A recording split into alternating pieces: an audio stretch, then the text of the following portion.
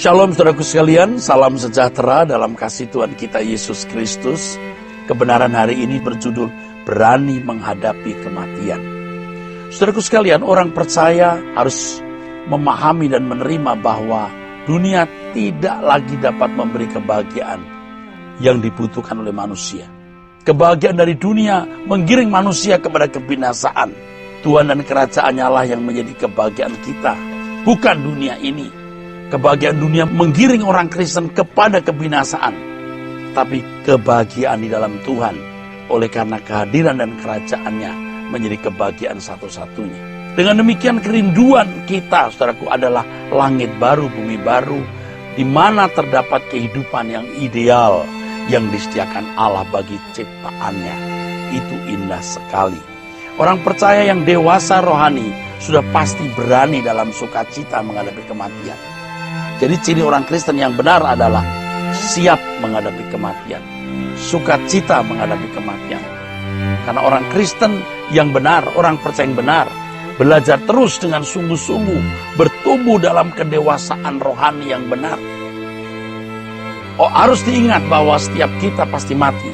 Hari ini, besok, lusa, atau kapan. Pasti kematian itu akan kita jumpai. Kita harus memastikan bahwa kita aman dan diterima di rumah Bapa. Jika tidak, maka kita harus bertobat dan berdamai dengan Allah, serta terus-menerus membenahi diri agar menjadi manusia yang berkenan kepadanya. Kita harus mengubah pola hidup dan cara hidup kita dari cara hidup anak dunia menjadi kehidupan sebagai anak Allah yang mengikuti jejak Tuhan Yesus. Selama Tuhan masih memberi kesempatan kita untuk membenahi diri, saudaraku, membenahi diri untuk layak menjadi anggota keluarga kerajaan surga, maka kita harus memanfaatkan kesempatan itu. Kita tidak boleh menunda satu hari pun untuk membenahi diri, karena kita tidak tahu kapan saatnya kita masing-masing menerima panggilan pulang ke surga. Bahkan mestinya kita berani berprinsip bahwa setiap hari yang Tuhan berikan itu hari terakhir kita. Setiap hari yang kita terima hari itu harus berani kita pandang sebagai hari terakhir kita, saudara. Kita akan rela meninggal dan bahkan sukacita ketika kita mempersiapkan diri setiap hari untuk selalu berkenan di hadapan Tuhan. Jika hari ini Tuhan memberi peringatan dan teguran, kita harus merelakan diri bertobat dan berubah. Kita harus rela berubah. Saudaraku sekalian, ketika saudara mendengar kebenaran ini, coba saudara bertanya kepada diri saudara masing-masing, apakah saudara siap dan benar-benar bersukacita menghadapi kematian? Jika tidak, ada yang salah dalam hidupmu.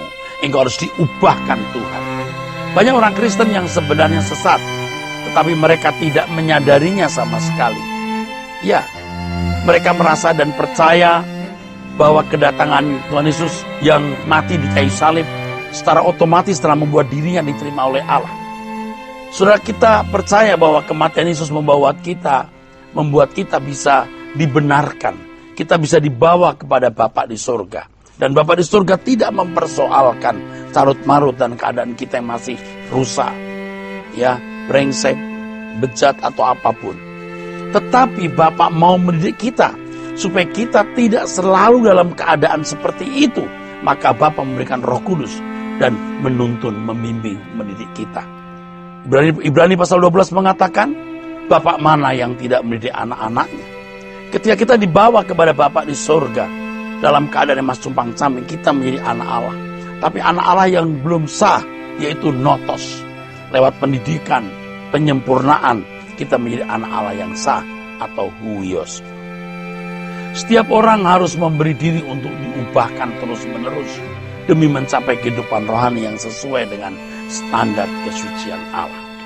Semuanya ini adalah sebagai persiapan untuk masuk kehidupan yang sesungguhnya di langit baru dan bumi dan baru. Nanti, faktanya banyak orang berpikir seakan-akan kesempatan memiliki hidup hanya satu kali di bumi. Lalu mereka sepuas-puasnya mau meraih dunia. Dan mereka berpikir dengan meraih dunia itu, hidup mereka lebih lengkap, lebih utuh, lebih bahagia. Mereka berpikir seakan-akan tidak ada dunia lain selain dunia hari ini. Sehingga mereka menjadi orang-orang yang serakah, yang rakus, dan berusaha untuk meraih sebanyak-banyaknya apa yang diberikan oleh dunia, dan memilikinya sendiri dan menggunakan untuk kesenangannya sendiri sesuai dengan kemauannya sendiri. Padahal hidup kita bukan di bumi ini. Kerajaan kita bukan di bumi ini.